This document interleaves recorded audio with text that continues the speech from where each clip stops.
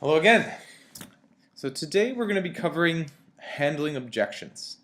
And not just objections in general, but to really understand how to get to the true objections that your clients and the people that you work with have. Help and work with them so that you can actually handle them appropriately. The reason we're doing this is I find that we work extremely hard in our businesses and we do a lot of strategy and a lot of thinking to get to the next step in our business or to grow our business to that next level. And I find one of the things that we're missing the most is what's already in our own backyard, clients we already work with. And so to give you an idea of just how big handling objections can actually become in your business, here's an idea of two different businesses, a snapshot on two different businesses that I used to work with when I used to be an entrepreneur coach. And in these businesses, give me some average numbers, but in these businesses, say each of them works with about 100 prospects, or they go out and do about 100 estimates. So it was a painting business they were running, and they would go out and do about 100 estimates in the course of about 4 or 5 months. One person had a sales ratio of about 25%, which basically means if they went out and did 100 estimates, about 25 people ended up buying from them. They both had about the same average job size, so on average the jobs that they were doing were about $1,500. And this has ended up being how much they did in sales. Vice versa with this person, 100 prospects, 45% actually bought from them, so about an extra 20% bought from them, $1,500 average job size, and pretty well double the sales. And what's interesting about this is I worked with both these people. And the only difference really, when I look at both of them, they're both extremely hardworking. They both put in probably 80 to 100 hours a week in their business. They had good leadership. They had a lot going for them. This person B, didn't take no for an answer. And they weren't rude and they weren't objectifying with their clients and they didn't get under their skin, but they really wanted to understand, why is this person saying no to me, before they actually left the estimate. By just simply going through that exercise, really understanding, why is this person saying no to me? Can I actually figure this out with them or not? They ended up booking about 20% more work than person A. So it's a very powerful exercise to be able to handle objections effectively. And here's the biggest thing, and here's the biggest thing I want you to take away from today's video as well, to really understand, why is your client saying yes or no to you. Once you know that, you can walk away from every single client visit you do feeling confident, knowing exactly why they bought from you or exactly why they didn't, but at least having that confidence. And I'll ask you this before we start even, how many times have you walked away saying, you know what, that was the perfect client. I really don't understand why they didn't buy from me. If you've ever felt that before, we're going to solve that in today's video. So in doing that, we're going to not sell every single other client you've ever had an objection with, but we're going to find the ones that you missed that maybe that would have bought from you had they just understood things a little bit better. So here's the model that we're going to actually look at and use. So what this is a basic step-by-step model to follow when you're actually addressing an objection. And I'll walk through it with you and I'll give you some examples as we go. So the first step, so client says an objection, we need more time to think about it, or it's a lot more than we thought it would be, or any of those standard objections. The first thing your brain is going to want to do is say, you're wrong, or you don't believe, it's like, you wouldn't believe it, this price is actually way better than you ever thought it was. Do not make your client feel wrong. At the same time, don't make them feel right either. Really just encourage that response. Give them, basically saying thank you for being honest with me. So whenever a client says, you know what, I think we need a little more time to think about it, it's like, oh, okay, well, thanks for telling me that actually. That helps me a lot just knowing kind of where you're at. Just basically encouraging or just empathizing with them. After that, I just say, do you mind if I ask you a few questions too as well, just to kind of about some of the things that you need to think about. And so usually I ask them very open-ended questions. If I ask them questions that they can say yes or no to, I usually end up like a deer in a headlight. And if any of you think about when you handle objections and you say, okay, well, will you be ready to make a decision next week then? Yeah, we'll be ready to make a decision next week. They can say yes to that. You can be like, okay, I guess we'll talk to you next week. But by asking an open-ended question, something like, what are some of the things you need to think about? That opens up the conversation for you to really understand what their true objection really is without leaving and not fully understanding. So the clarifying questions are so important that they're open-ended. So let's go back to the beginning. So, we need more time to think about it. Great. Thanks for sharing that with me. Do you mind if I ask, what are some things that you need to still think about? Some open-ended questions. Now that gets the conversation started. So they're probably going to say to you, okay, well, we haven't really gone through our finances, we haven't done this, we haven't done that. And they're going to give you a bit of a story, which is great. You want to understand that story. And don't just take their first answer at face value. Peel back the onion. Just like you do in any sales environment, when you're really understanding true needs, understand the real story behind their objection. Again, every person has a story. It could have been, we need more time to think about it. Great. What are some things you need to think about? Well, our son is getting home from college next week, and we really have to sit down with him and figure out next year if he's paying for his own expenses or if we're paying for them again. And if we're paying for them again, then obviously we're not going to get our house painted this year. We're going to have to wait till the year after, because that's about the same amount of cost that we're going to put into his first semester. Okay, great. Now I've got a very specific story. If all you get is something like, just need to talk to my husband a bit more. Okay, so what are some things you guys want to talk about? Like, really get down to the story that this person has to do between now and the next time they meet with you.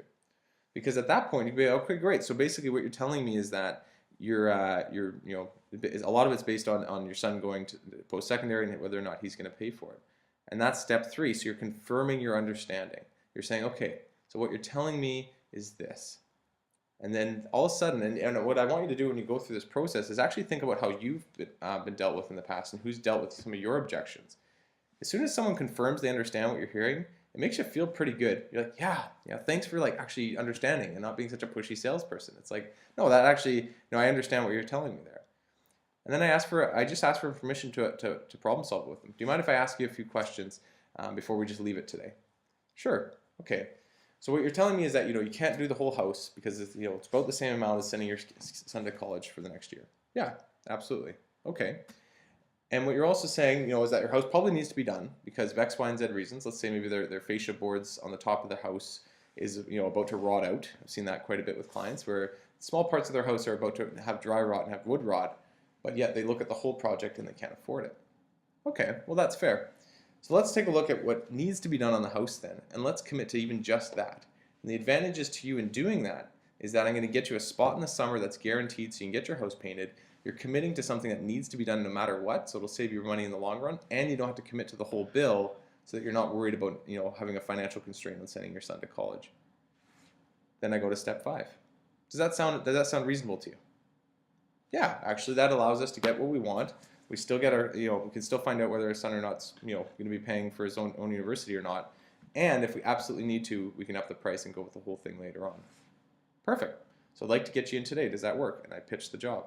Let's say they're still like, yeah, that makes sense, but we still would just rather talk with them first. You can go right back to the beginning. Okay, well, thanks for sharing that. Get deeper into it and really make sure you fully understand what the true objection is before you eventually do maybe leave it. But just go back to step 1 if you need to and work through this process with your client. The minute you and your client have this aha moment where both of you realize you understand each other, that's when you're going to realize you don't have to walk away from sales being confused whether you hit or missed on that client. You'll know exactly why they bought from you, and you might know exactly why they didn't buy from you sometimes too.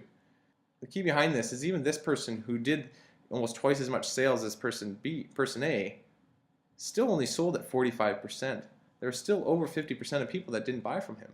But that's totally fine because he knew exactly why they didn't buy. It was a legitimate concern or a legitimate story that he knew. You know what? This year maybe isn't the right year. Let's look at next year and make it work for you when it's best for you. But he never walked away from that other 20% that so many of us lose because there's just a misunderstanding and a chance for you to really solve their issue or their problem with a bit of further conversation. So this is the model, and this is the way we want to go through it.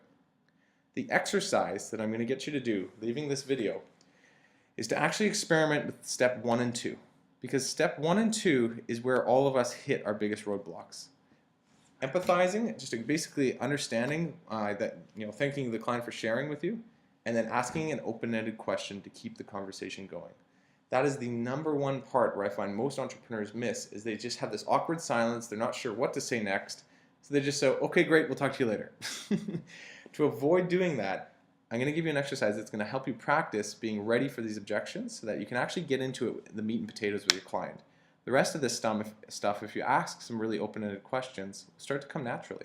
You'll ask more and more questions because you'll be curious about why, what does that mean by that? When you say that, what do you mean by that? Great, and then you can confirm your understanding, use your problem-solving ability to address the objection if you can, and then check for agreement again. So the exercise we're going to go through, like I said, will only focus on step 1 and 2. And here's what it is. What I'd like you to do is get a bunch of cue cards, and if you don't have cue cards, just use 4 or 5 pieces of paper. On the front of the paper, I would like you to write the 3 to 5 most common objections that you get. So 1 objection per piece of paper or 1 objection per cue card. And we're going to go all the way back to what we used to do studying in high school, is really look at what the objection is, and then on the back of the cue card, I want you to actually write down what a really good open-ended question would be, a who, what, where, why, when type question.